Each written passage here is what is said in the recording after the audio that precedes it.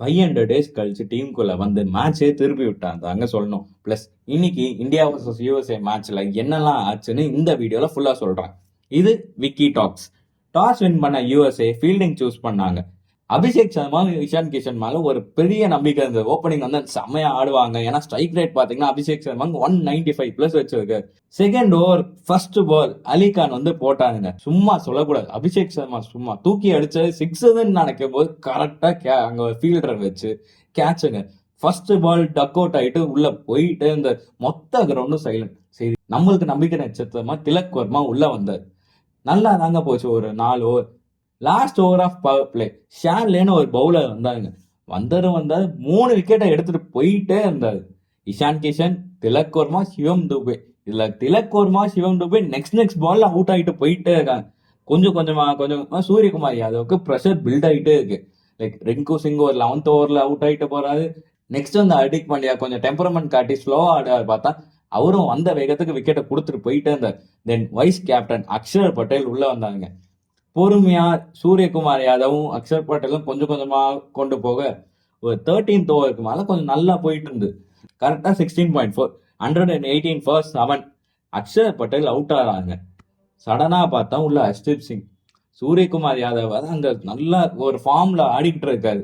அவருக்கு சப்போர்ட் பண்ண ஒரு ஹர்ஷ்தீப் சிங் மாதிரி ஒரு லோவர் ஆர்டர் பேட்ஸ்மேன் உள்ள வந்தார்.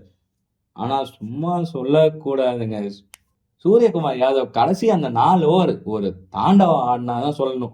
எங்கெந்தோ மேட்சை ஒரு 16.4ல 1118 இருந்த மேட்சை 20 ஓவர்ஸ்க்கு 161 ஃபார் 9 அப்படி கொண்டு போய் வச்சாரு. அதுல அவரோட ஆஃப் செஞ்சுரியும் வந்தது.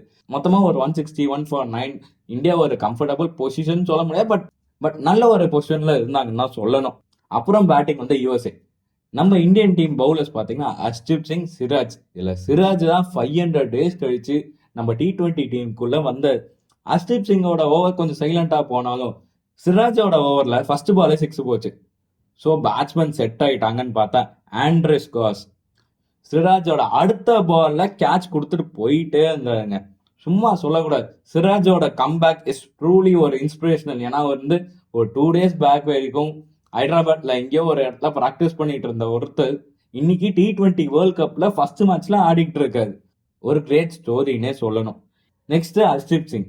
அவரோட ஓவர்ல யூஎஸ்ஏயோட கேப்டன் மொனக் பட்டேல் அவரோட அந்த ஹர்ஷ்தீப் சிங்கோட ஸ்விங்குக்கு எப்படி ஆடணும்னே தெரியாம ஒரு லீடிங் ஏஜ் வாங்கி சிவம் துபே கையில கேட்ச் கொடுத்துட்டு போயிட்டே இருந்தாங்க.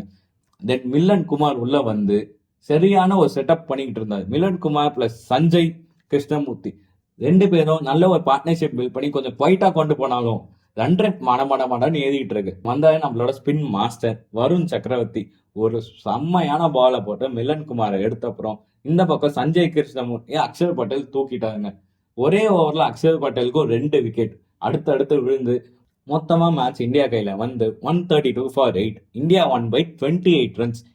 இந்தியா சைட்ல இருந்து பாத்தீங்கன்னா ஹர்ஷ்தீப் சிங், முகமது சிராஜ், வருண் சக்கரவர்த்தி இந்த 3 பேரும் செம்ம கண்ட்ரோலா வச்சாங்கன்னா சொல்லணும். பட் ஹர்திக் பாண்டே இன்னைக்கும் கொஞ்சம் எக்ஸ்பென்சிவ் தான் சொல்லணும். 8 per எக்கானமிக்கு போயிட்டாரு. பட் இது ஒரு கம்ஃபர்டபுள் வின்னா இருந்தாலும் ஃபைட் பண்ண யூஎஸ்ஏக்கு நம்ம ரெஸ்பெக்ட் கொடுத்துதாங்க ஆகணும். ஏன்னா ஸ்டார்டிங்லேயே வந்து ஃபர்ஸ்ட் இன்னிங்ஸ்ல இந்தியாவை கொஞ்சம் மிரள விட்டாங்கன்னா சொல்லணும்.